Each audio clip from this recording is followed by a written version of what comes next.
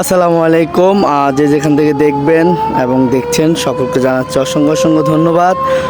আমরা এই মুহূর্তে অবস্থান করছি চাঁদপুর, যে পদ্মা মেঘনা যমুনা যে বিশাল বড় নদী রয়েছে, এই নদীর এখানে আছি। তো আসলে এটা হচ্ছে চাঁদপুর মেন যে সদর বলে ঘাট। দেখতে পাচ্ছেন একটা লঞ্চ এখান থেকে ছেড়ে দিবে, আরেকটা লঞ্চ কিন্তু আসতেছে।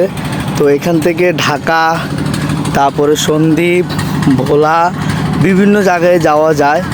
তো আমার এই ভিডিওর মাধ্যমে আরেকটি ঘোষণা আপনাদেরকে দিতে চাচ্ছিলাম।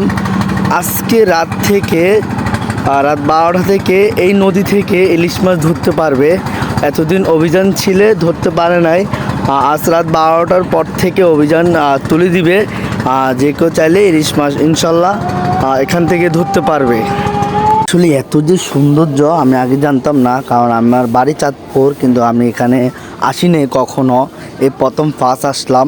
এখানে নাকি মেঘনা যমুনা সেতু, তিনটা নদী মিলিয়ে একটি নদী হয়েছে।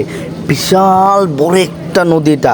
আসলে আমার দেখার পর প্রচুর পরিমাণ ভালো লাগছে। দর্শক আপনারাও আসবেন, আপনাদেরও ভালো লাগবে ইনশাল্লাহ। দর্শক আপনারা দেখতে পাচ্ছেন আমি ইতিমধ্যে কোথায় দাঁড়িয়ে রয়েছে। এই যে লঞ্চ, বিশাল বড় একটি লঞ্চ কিন্তু এখন এখান থেকে ছেড়ে যাচ্ছে। কোন উদ্দেশ্যে যাচ্ছে, যদি আমরা সামনে যেতাম অবশ্যই আপনাদেরকে জানানোর চেষ্টা করতাম।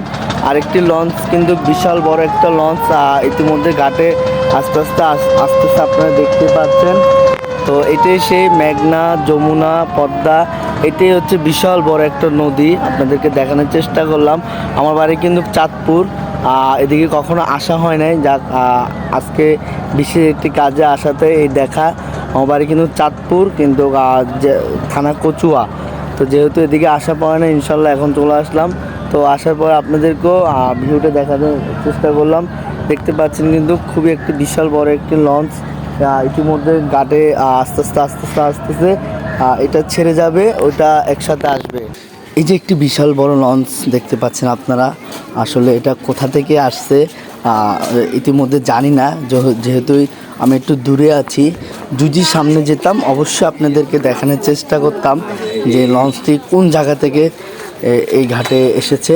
তো আপনারা পুরো ভিডিওটি দেখবেন, সাথে থাকবেন।